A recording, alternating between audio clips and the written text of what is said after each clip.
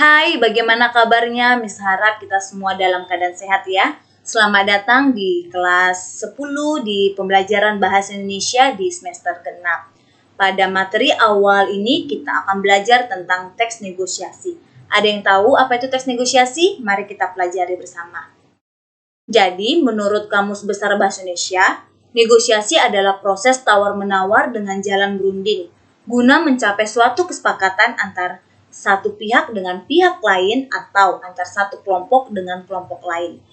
Contohnya di sini ada negosiasi antara seorang penjual dengan pembeli, atau contoh lain ada negosiasi antara anak dengan bapaknya. Ciri negosiasi itu ada 6. 1. Memiliki partisipan. 2. Komunikasi langsung. 3. Ada konflik. 4. Penyelesaian dalam hal adu tawar atau tukar-menukar. 5. Tentang sesuatu yang belum terjadi. 6. Penyelesaian yaitu berupa sepakat atau tidak sepakatnya. Selanjutnya kita bahas struktur negosiasi, itu ada 4. 1. Orientasi. 2. Pengajuan. 3. Penawaran. Dan keempat ada kesepakatan. Mari kita bahas satu persatu. Orientasi yaitu bagian yang berisi pengenalan topik atau masalah yang akan dibahas di negosiasi. Pengajuan yaitu berupa pernyataan dari negosiator pertama untuk meminta, mengajak, mendorong negosiator kedua untuk melakukan sesuatu sesuai keinginannya. Penawaran yaitu berisi penawaran atau penolakan atau terjadilah adu tawar tentang sesuatu yang diajukan.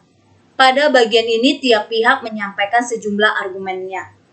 Lalu kesepakatan yaitu berupa keputusan antara dua belah pihak baik berupa kesetujuan atau ketidaksetujuan. Selanjutnya kita bahas kaidah kebahasaan teks negosiasi. 1. Kalimat dialog. Teks negosiasi umumnya berbentuk lisan. Wujudnya berupa percakapan atau dialog yang melibatkan dua pihak atau juga lebih. 2. Menggunakan kalimat santun.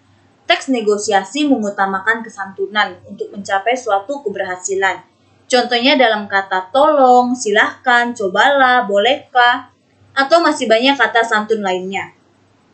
3. Menggunakan kalimat persuasif, yaitu di dalam teks negosiasi sering muncul kalimat persuasif berupa bujukan atau menyatakan keinginan, harapan, atau bahasa yang membujuk. Contohnya dalam kalimat, nanti saya sediakan makanan banyak.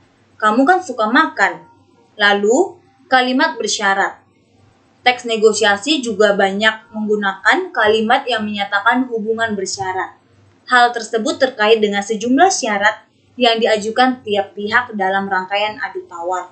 Contoh, jika, kalau, seandainya, apabila, tetapi, dan tapi. Contohnya di sini ada dialog Adam.